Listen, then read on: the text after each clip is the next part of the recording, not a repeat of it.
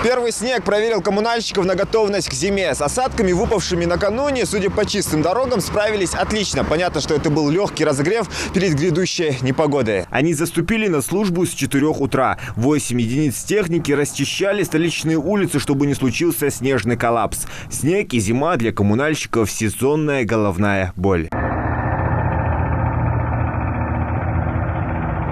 К сюрпризам погоды сотрудники ЖКХ Магаса оказались готовы. Закупили заранее 150 кубов песчано-соляной смеси и вывели всю тяжелую спецтехнику, которая даже сейчас стоит на боевом посту. Ее также перевели на зимний режим. закупить техник кичули.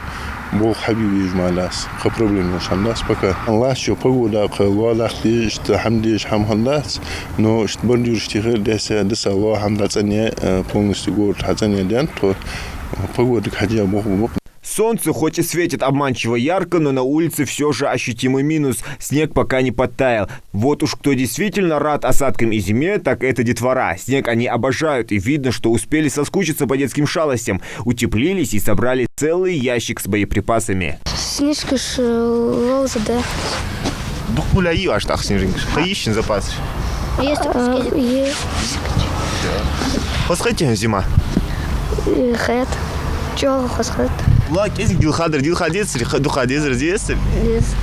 Битва началась. Спасайся, кто может. Детской непосредственности остается только завидовать. Но мы-то знаем, это только начало марафона снежного настроения перед надвигающейся зимой. Так же, как и дети радуются снегу, и сами же взрослые. Вот, например, мы с оператором. Снега, конечно, выпало мало, но расстраиваться не стоит. По прогнозам синоптиков, осадки ожидаются и в четверг. А сезон снежков объявляется открытым. Зелимхан Калоев, Магомед Белакиев. Новости 24.